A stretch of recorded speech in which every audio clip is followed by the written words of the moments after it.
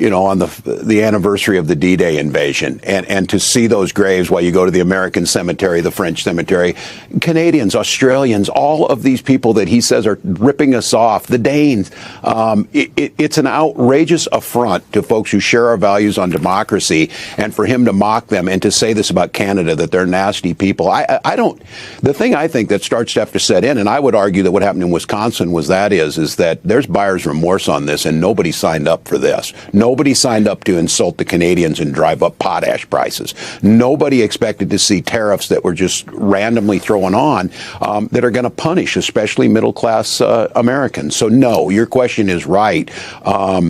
But look, I don't think this guy listens to anyone other than himself, and he's convinced this is going to work. But my beef still comes to this. There are senators that need to stand up and say something on the Republican side. There are Senate leadership that needs to step up. Donald Trump and his co-president Elon Musk have a lot in common, from their corruption and criminal behavior to how easily they can be rattled. There are many Democrats who enjoy getting under their skin, but the two people who seem to upset Trump the most are Barack and Michelle Obama. As for Elon Musk, it's clearly Governor Tim Walz who knows how to get under his skin more than anyone else. We've seen Walz in action, and he did it again last night in an MSNBC interview where he not only took down Musk but also dropped a bombshell about the upcoming election, a piece of news that Trump has been dreading and is clearly starting to panic about. We are going to get into all of it, but before we do, if I could quickly ask you to leave a like on this video, and if you haven't already and you enjoy our channel, to hit that subscribe button. It goes a long way.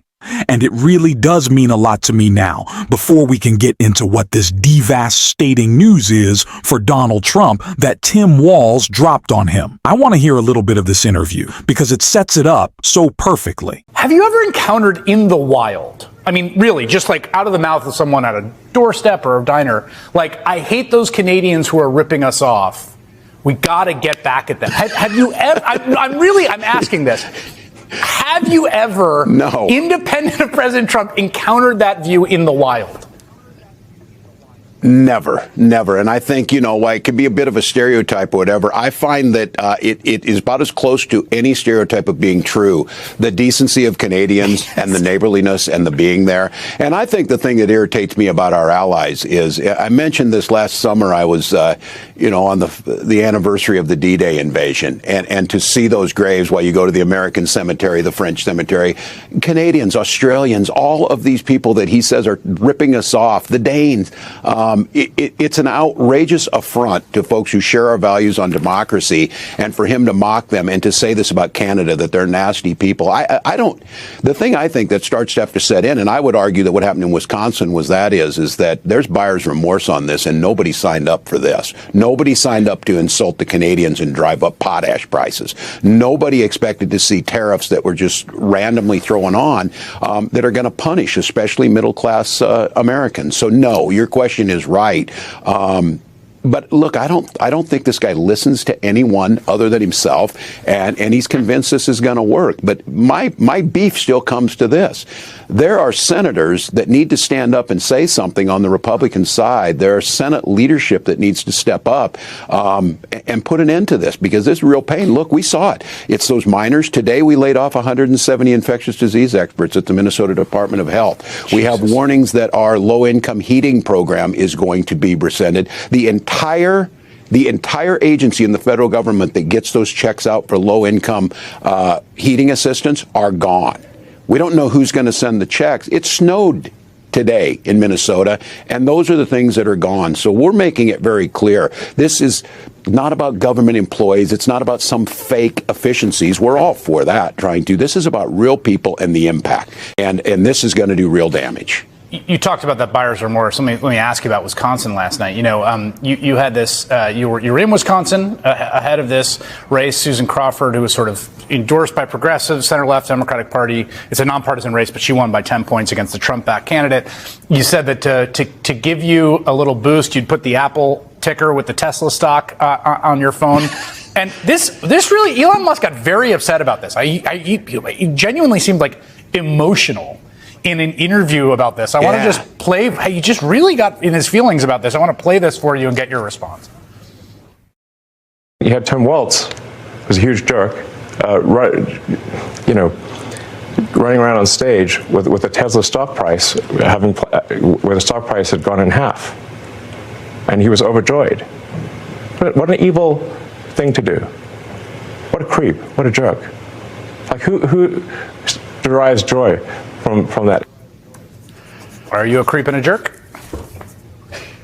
Well, that's a badge of honor if he thinks I am. Look, it's not personal with him. It's a little bit personal. I don't want to be disingenuous. The guy does bother me. It's a little bit personal.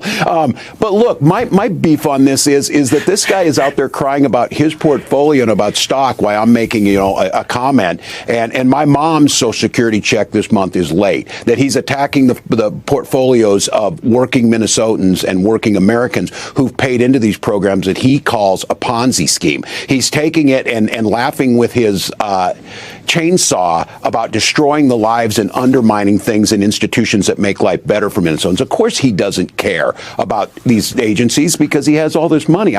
Can you imagine being the richest man in the world and taking offense that I said something about Tesla stock? Look, if I'm Donald Trump won Wisconsin. I'll give him that. But he's sharing his presidency and the White House and who knows what else with this guy who's a loser, who lost. This guy's really bad at this. He made the case that everything hinged on this. And I just want to give a shout out to the folks in Wisconsin, to Ben Wickler, to, of course, Justice-elect Crawford, and to the people of Wisconsin who you said this right, Chris. This was a referendum on, does democracy stand or does oligarchy and a king make the difference? And this was a referendum on Elon Musk and by extension by Donald Trump. A 10-point win in Wisconsin is an absolute massacre. Remember, this was a 1-point race in November. So I am angry with this guy. I'm glad he's irritated with me. He's a bully. He's picking on people that can't speak up. He's undermining the basic tenets of this country, also that he can, an unelected oligarch run things. It's outrageous. And look, if Donald Trump wants to continue to hang around with him, I certainly think the DNC should think about hiring Elon Musk and send him to every race that we're in, because we will win. We will win. Well, today we got this news, right? There's all this sort of whispering behind the scenes that Musk is going to go back to the private sector. He's going to leave the White House. This is NBC News. Trump told the cabinet members he'll leave his government role in the coming months. To your point about that, I mean, there was a race last night. There were 2 statewide races. There was a superintendent of educational instruction statewide race. Again, like the judicial race, nonpartisan. The Democrat won that by 5 points. The Musk race, the one where he's donning the cheese head and handing out the novelty checks and all eyes on me, he's the front face of it. It looks like he cost him 5 points. 5 points is a lot. Like that's actually an impressive amount that you have repelled voters single-handedly. I haven't seen that really before. Yeah, and I think, look, it's his toxic personality to begin with, but it's what you said was, and this is what's encouraging to me, this is what the big thing, look, this judge didn't want to be in a partisan race. You can tell that Judge Crawford is not one of those people. This is about rule of law. Tim Walz said it right there at the end. Elon Musk has a toxic personality. Elon Musk is single-handedly swinging these races in the direction of Democrats, whether it be 2, 3, 4, maybe on the high end 5 points is the swing. Just because Elon Musk showed up, he tried to buy the election, but his billions of dollars, not that he spent billions of dollars, his billions of dollars backfired on him. That is going to be the case going forward. No one wants their vote bought by Elon Musk, I guess. Except for the people who actually do want their vote to be bought by Elon Musk. But there are not enough of those people for it to be meaningful, especially with the result that we've seen in Wisconsin. And so that is the reckoning that Donald Trump is facing right now, that he's going to have to part with Elon Musk. And we see that in this article right here, Trump privately indicates Musk to step back from administration after government employee status expires. Musk's looming exit comes as some Trump administration insiders and many outside allies have become frustrated with his unpredictability and increasing view that the billionaire is a political liability. a dynamic that was thrown into stark relief Tuesday when a conservative Judge Muse, vocally supported, lost his bid for a Wisconsin Supreme Court seat by 10 points. Now, sure, Elon might be leaving the White House. I don't actually think that's the case. I think he'll still have his office. I think he'll still be showing up. He wants to steal our tax dollars. That's the best place for him to do. But Elon Musk has been very vocal that this devastating loss for him in Wisconsin is not going to be the end of him trying to meddle in our elections. He wants to be involved in the midterms. And if he wants to be involved in the midterms are going to look really bad for Donald Trump, because we are going to carry this powerful anti-oligarchy message into 2026, and it's going to deliver us huge victories everywhere. We just saw it in Wisconsin. You don't think that after 2 full years of Donald Trump ripping apart Social Security and Medicaid and the most essential programs in our government to finance a big tax cut for Elon and his rich buddies, that people won't want to vote against him even more? I know that is going to be the case, especially because Elon is not the only one bringing in this economic hardship. It is also Donald Trump's stupid TER plan, which is of course affecting governors across the United States, trying to manage their state. And Tim Walz spoke more to that in this clip right here. But she had to, because of that they made this the referendum. And it was very clear that as he thrust himself into the middle of this, it made a difference. But you're absolutely right. And I do think that that race for state superintendent with Superintendent Underly, that's a big deal, because her opponent was a Moms for Liberty person. So this was an attack on the idea of public schools, an attack and, advocating vouchers, book bans, things like that. So Wisconsin, the pinnacle swing state, did swing, and it swung hard in a direction of defending democracy, defending public schools, defending the rule of law. That should be encouraging. And I think the thing I have been saying, and the reason I'm out there, I'm doing these town halls, whether it's from Texas to Nebraska to Wisconsin, because those members of Congress are rightfully afraid to go and defend this, because they knew that this was going to be the result, and now they're going to be tied to it. And so I think, the folks who came out, certainly Senator Booker inspired all of us and got out there. It feels like the Democratic Party has shook off the cobwebs and is back out there. And I don't say that just so we can win elections. That means the protection of Social Security is a priority. That means the rule of law is a priority. That means you can't just grab someone off the streets. My God, our graduate students. We had a student taken from Minnesota State University Mankato, where I did my graduate work. That person was swept up, and I'm talking to Homeland Security trying to get information on them. Look, we have to, as Americans, acknowledge it doesn't matter if you're in this country and these people are here legally, that they have due process. And I think last night's vote was much bigger. That's the one thing Elon Musk got right, that this was a referendum on rule of law, referendum on the Trump presidency, and Wisconsin. I hope they know it. I rarely talk good about Wisconsin because the Packer Viking thing, but I am talking good about Wisconsin. They knew the assignment and they did it. We'll see how long that lasts. We got a little while to go till football season. It's Governor Tim Walz. Thank you so much for making time tonight. It's hard to watch Tim Walz and not think about what could have been, what might have happened if things had played out differently. We were so close, and especially with a collection of thoughts and moments swirling around in my mind lately, I feel like we really need to take a closer look at it all. The time has come for closing statements, and Vice President Harris, we begin with you. So I think you've heard tonight 2 very different visions for our country.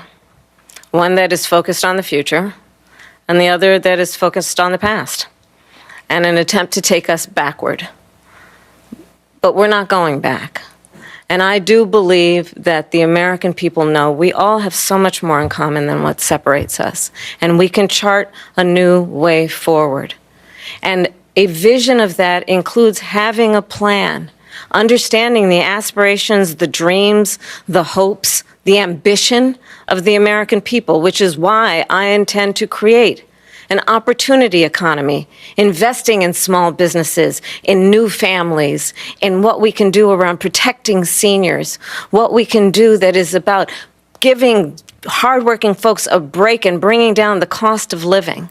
I believe in what we can do together. That is about sustaining America's standing in the world and ensuring that we have the respect that we so rightly deserve, including respecting our military and ensuring we have the most lethal fighting force in the world. I will be a president that will protect our fundamental rights and freedoms, including the right of a woman to make decisions about her own body and not have her government tell her what to do. I'll tell you, I started my career as a prosecutor. I was a DA, I was an attorney general, a United States senator, and now vice president. I've only had one client, the people. And I'll tell you, as a prosecutor, I never asked a victim or a witness, are you a Republican or a Democrat? The only thing I ever asked them, are you okay? And that's the kind of president we need right now. Someone who cares about you and is not putting themselves first. I intend to be a president for all Americans and focus on what we can do over the next 10 and 20 years to build back up our country by investing right now in you, the American people. Vice President Harris, thank you. It feels like two people, VP Harris and Tim Walz, were warning us about the tariffs, Elon, Trump, JD, and the rest of their cabinet, but not enough people listened.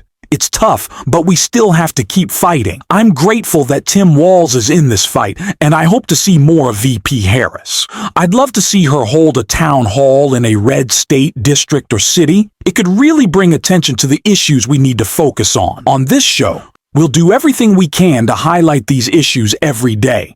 And if you want to support that, as you can hit that subscribe button, leave a like on this video, and if you stuck around at the end, you can drop a blue heart in the comments, and until next time, I'll see you soon.